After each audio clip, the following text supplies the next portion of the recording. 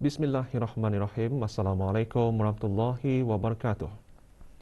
Kebawah Dulia Maha Mulia Paduka Seri Baginda Sultan Haji Hassanal Bolkiah Muazzuddin Wad Daulah, Ibni Almarhum Sultan Haji Omar Ali Saifuddin Sa'adul Khaliwaddin, Sultan dan Di-Pertuan Negara Brunei Darussalam, petang kemarin berkenan menerima menghadap secara berasingan ketua-ketua perwakilan asing yang akan menamatkan perkhidmatan.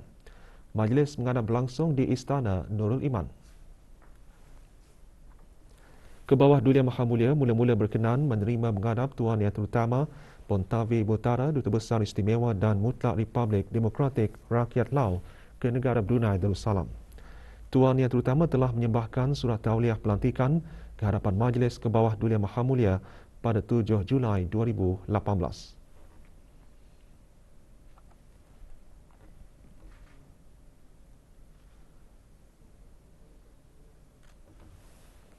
Kebawah Dulia Maha Mulia seterusnya berkenan menerima menghadap Tuan Yang Terutama Janesh Kumar, Pesuruhjaya Tinggi Republik India ke negara Brunei Darussalam. Tuan Yang Terutama telah menyembahkan surat tauliah pelantikan ke hadapan Majlis Kebawah Dulia Maha Mulia pada 15 Januari 2019.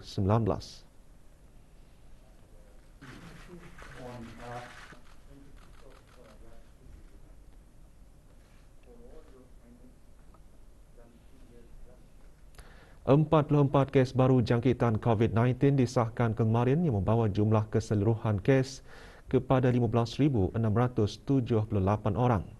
Yang Berhormat Datuk Seri Setia Dr. Haji Awang Muhammad Isham bin Haji Jaafar, Menteri Kesihatan maklumkan perkara tersebut semasa sidang media situasi terkini jangkitan COVID-19.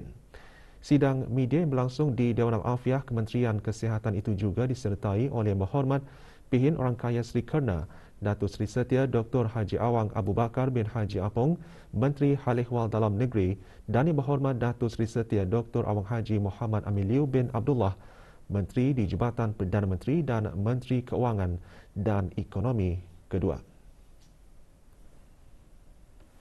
Daripada jumlah tersebut, 14 adalah kes tempatan, manakala 30 adalah kes import. Jumlah kes baru ini adalah hasil daripada 1,428 jumlah ujian makmal yang dilakukan. Oleh itu, kadar kes positif sebanyak 3.1%. Di kalangan kes-kes yang sedang dirawat di Pusat Pengasihan Kebangsaan, satu kes dalam kategori 4 yang memerlukan bantuan oksigen dan di bawah rawatan rapi, dan tidak ada kes di dalam kategori 5. 8 kes telah disahkan sembuh yang membawa jumlah kes yang sembuh di negara Brunei Darussalam kepada 15,364 kes. Manakala jumlah kes aktif ialah sebanyak 212 kes. Sementara itu, kadar pengisian di pusat-pusat pengasingan di seluruh negara atau bed occupancy rate ialah sebanyak 5.2%. Menteri Kesihatan turut mengongsikan pencapaian program vaksinasi kebangsaan sehingga 9 Januari 2022. Kadar keseluruhan penduduk yang telah menerima sekurang-kurangnya 1 dos vaksin ialah 94.6%. Kadar bagi yang menerima 2 dos vaksin ialah 93.6%. Manakala kadar bagi yang telah menerima 3 dos ialah 28.2%. Seterusnya, untuk memberikan gambaran yang lebih jelas mengenai keberadaan kes-kes positif yang dikesan di negara ini, Kementerian Kesihatan ingin mengongsikan sedikit hasil penelitian yang telah dijalankan. Di antara 1 Januari hingga 8 Januari 2022, alhamdulillah tidak ada mukim mempunyai lebih daripada 40 kes, di mana 17 mukim ataupun 43.6% mempunyai jumlah kes di antara 1 ke 40 kes, dan 22 mukim atau 56.4% mempunyai kes sifar. Bagi sekatan pergerakan yang dijalankan dari jam 10 malam hingga 4 pagi, sebanyak 8 pelanggaran arahan telah dikeluarkan tanda kompaun di seluruh negara, di mana kesemuanya adalah pelanggaran arahan untuk berada di rumah. Semasa sidang media, Menteri Kesihatan juga mengongsikan sejak fasa awal endemik bermula pada 15 Disember 2021, sebanyak 315 kes telah dikesan di negara Brunei Darussalam. 14 daripadanya adalah kes import. Rajah yang tertera di skrin sekarang menunjukkan negara-negara dari mana kes-kes input tersebut telah tiba. Dalam pada itu, daripada 22 November 2021 hingga 10 Januari 2022, kaedah gene sequencing telah dilakukan terhadap 460 sampel dari kes-kes positif yang dikesan di negara Brunei Darussalam, di mana 441 daripadanya didapati adalah varian Delta, manakala 19 sampel telah disahkan varian Omicron. Ini bermakna terdapat tambahan 10 lagi kes Omicron dilaporkan di negara ini. Setakat ini, semua kes varian Omicron yang dikesan di negara ini adalah kes-kes yang diimport dari luar negara, manakala kes-kes varian Delta adalah terdiri daripada kes-kes tempatan dan luar negara. Pada sidang media situasi terkini jangkitan COVID-19, Menteri di Jabatan Perdana Menteri dan Menteri Keuangan dan Ekonomi kedua menyatakan fasa awal endemik akan dilanjutkan selama 1 bulan lagi. Pada menjunjung titah perkenan ke bawah duli Yang Maha Mulia, Paduka Seri Baginda Sultan Haji Hassanah Bolkiah Muizzaddin Wad Daulah, Ibni Almarhum Sultan Haji Omar Ali Saifuddin, Sadur Hairuwaddin, Sultan dan Yang di-Pertuan Negara Brunei Darussalam, dan merujuk kepada kenyataan media Jabatan Perdana Menteri mengenai pengumuman pengemas kinian garis panduan semasa fasar endemik bertarikh 12 hari bulan Disember 2021, Jawatan Kuasa Pandu COVID-19 dengan ini memaklumkan bahawa fasar awal endemik ataupun early endemic phase di bawah rangka kerja Plan Pemulihan Kebangsaan COVID-19 akan dilanjutkan selama 1 bulan lagi, bermula hari Sabtu 15 hari bulan Januari 2022 sehingga hari Isnin 14 hari bulan Februari 2022. Sekatan pergerakan yang dilaksanakan semasa operasi peralihan, iaitu arahan untuk berada di rumah atau kediaman, masing-masing adalah juga dilanjutkan sehingga hari Isnin 14 hari bulan Februari 2022. Manakala temponya akan dipendekkan dari jam 12.30 malam sehingga 4 pagi. Ini akan membantu premis-premis perniagaan meningkatkan ekonomi dan kesejahteraan semua, di samping untuk memastikan keadaan COVID-19 terus dapat dikawal. Pelanjutan fasa awal endemik ini adalah dengan mengambil kira keadaan situasi jangkitan COVID-19 yang pada masa ini mula menunjukkan peningkatan semula. Oleh itu, pihak kerajaan ke bawah duli Yang Maha Mulia, Paduka Seri Baginda Sultan dan Yang di-Pertuan Negara Brunei Darussalam akan terus membuat pemantauan terhadap penularan jangkitan serta akan melakukan sedaya upaya bagi memastikan langkah-langkah yang bersesuaian dibuat bagi keselamatan rakyat dan penduduk negara ini. Menurut Menteri di Jabatan Perdana Menteri dan Menteri Kewangan dan Ekonomi kedua, pelanjutan tersebut juga memberikan masa kepada pihak kerajaan untuk memastikan kes-kes jangkitan serta kadar bed occupancy di pusat-pusat pengasingan adalah kekal rendah, meningkatkan liputan pemberian dos penggalak dan seterusnya pelaksanaan pemberian suntikan vaksinasi kepada kanak-kanak yang berumur 5 hingga 11 tahun nanti. Pihak kerajaan juga amat berbesar hati kepada orang ramai atas sambutan baik mereka terhadap program suntikan dos penggalak, booster dose. Semua ini adalah berkat kerjasama dari semua pihak, terutamanya rakyat dan penduduk negara Brunei Darussalam yang senantiasa berganding bahu dalam mematuhi garis panduan dari Kementerian Kesihatan, termasuk sokongan berterusan mereka terhadap usaha-usaha kerajaan dalam sama-sama memikul tanggungjawab masing-masing. Sementara itu, orang ramai adalah diingatkan supaya tidak leka dan hendaklah terus mematuhi prosedur operasi standard SOP. Di kesempatan ini, pihak kerajaan sekali lagi ingin merakamkan ucapan terima kasih kepada semua atas kerjasama yang diberikan selama mana kita mengharungi cabaran gelombang kedua wabak COVID-19 di negara ini. Sekali lagi, orang ramai adalah diingatkan supaya tidak lekah dan hendaklah terus mematuhi prosedur operasi standard ataupun standard operating procedures seperti menjaga penjarakan fizikal, memastikan jumlah kapasiti yang dihadkan, memakai sukup muka, menjaga kebersihan, menggunakan aplikasi Bru Health secara mandatory. Malah penggunaan ART adalah digalakkan sebelum memasuki premis-premis. Selain itu, bagi mereka yang masih belum mendapatkan atau melengkapkan suntikan vaksinasi COVID-19 adalah dinasihatkan untuk mendapatkannya dengan segera bagi menjaga keamanan, keselamatan dan kesejahteraan tanah air kita.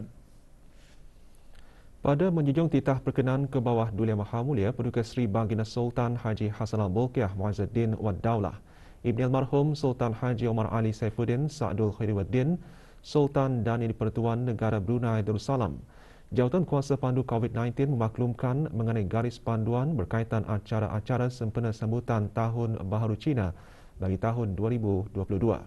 Menteri Hal Ehwal Dalam Negeri maklumkan perkara tersebut semasa sidang media situasi terkini jangkitan COVID-19.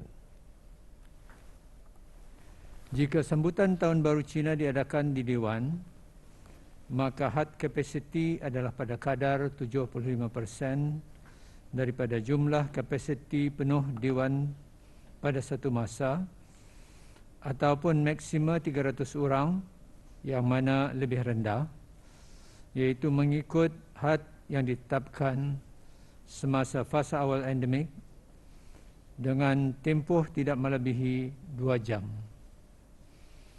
Pelaksanaan sambutan hendaklah mematuhi langkah-langkah pengawalan COVID-19 di bawah garis panduan perkumpulan ramai semasa fasa awal endemik yang dilaksanakan pada masa ini. Jika acara diadakan di rumah persendirian, ahli keluarga terdekat sahaja dapat mengadakan acara berkenaan di rumah persendirian, di mana perhimpunan hendaklah dihadkan kepada tidak melebihi daripada 30 orang tetamu dalam satu masa.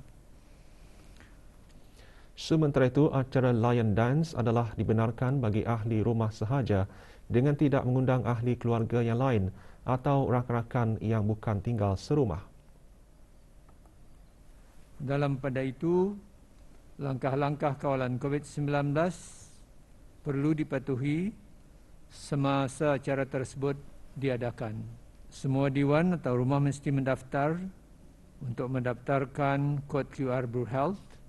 Hanya individu yang telah diberikan vaksin penuh dibenarkan hadir dan dikehendaki menjalani ujian ART di rumah kediaman masing-masing sebelum memasuki atau menghadiri acara tersebut. Penggunaan aplikasi Bru Health dimastikan. Hidangan makanan dan minuman dibenarkan tetapi dalam bentuk makanan pack atau dihidang dalam dome warmers. Pemakaian sungkup muka dimastikan kecuali semasa makan dan minum, dan penjarakan fizikal dimastikan. Dalam pada itu, Menteri Hal Ehwal Dalam Negeri turut memaklumkan beberapa garis panduan khusus diguna pakai bagi acara Lion Dance. Di pekarangan kawasan rumah-rumah kediaman ahli-ahli jawatan kuasa pengelola sekolah, penasihat-penasihat dan orang-orang tertentu dalam masyarakat Tionghoa. 2 di kawasan tokong-tokong atau tepikong, di dewan-dewan sekolah atau dewan-dewan tertutup termasuk Dewan Persatuan. Acara Lion Dance adalah tidak dibenarkan di tempat-tempat awam seperti hotel, restoran, kedai dan gedung perniagaan. Bagi acara Lion Dance yang diadakan di tokong-tokong, Dewan-dewan sekolah atau dewan tertutup. Ianya boleh diadakan dengan berpandukan kepada garis panduan bagi gereja dan tokong semasa fasa awal endemik, iaitu had 75% daripada jumlah kapasiti tokong-tokong atau tepikong, dewan-dewan sekolah dan dewan-dewan tertutup berkenaan. Sebarang maklumat lanjut atau pertanyaan, orang ramai bolehlah menghubungi ke pihak Kementerian Hari Awal Dalam Negeri, Bahagian Pengawalan Hiburan Awam dan Penerbitan melalui talian 222-3225 ataupun email kepada laman sesawang hiburan.awam@moha.gov.dn. Kemasukan para pelajar ke beberapa buah institusi pengajian pada hari pembukaan semula ke kampus ditinjau oleh rombongan Menteri Pendidikan kemarin. Semasa lautan kerja tersebut, Yang Berhormat Datuk Seri Setia Awang Haji Hamzah bin Haji Sulaiman melawat ke Universiti Islam Sultan Sharif Ali Unisa, IBT Campus Business dan IBTE Campus Mechanical. Di Unisa, rombongan meninjau lebih dekat kaedah pengajaran dan pembelajaran secara fizikal yang diikuti oleh para mahasiswa. Jika berlakunya kes positif COVID-19 di dalam kampus, para pelajar perlu mematuhi garis panduan dan langkah-langkah yang telah disediakan.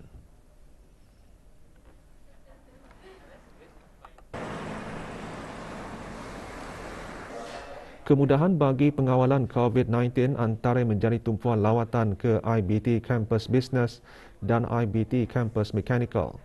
Antara kemudahan tersebut, tempat ujian saringan antigen rapid test ART, bilik pengasingan diri dan bilik-bilik kuliah.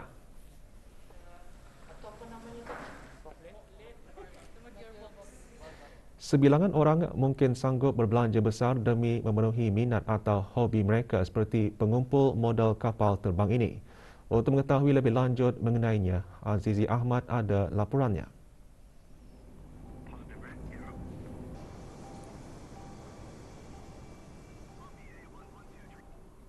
Siapa saja yang berkunjung ke kediaman Awang Haji User Hanisrin pasti terpegun melihat koleksi model kapal terbang yang menghiasi ruang rumahnya. Pesara syarikat penerbangan di Raja Brunei ini mengakui mula mengumpul model kapal terbang sejak lebih 2 dekad lalu. Sebahagian besar koleksinya adalah model kapal terbang penerbangan di Raja Brunei. Kerana minat, beliau sanggup membelanjakan sejumlah wang demi mendapatkan model idamannya.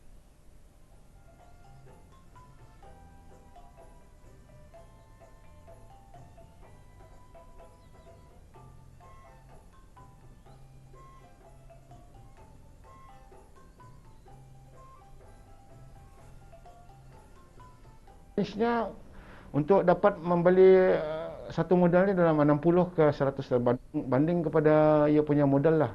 Modalnya tu lah.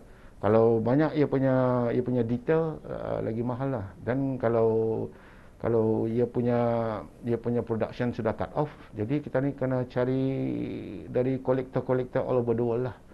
Walaupun sudah memiliki lebih 200 model kapal terbang, namun Awang Haji User masih ingin menambah koleksinya. Penularan jangkitan COVID-19 katanya bukan penghalang untuk mendapatkan model yang dicari-carinya. Untuk mendapatkan barang-barang baku, untuk mendapatkan segala bahan-bahan terhad lah.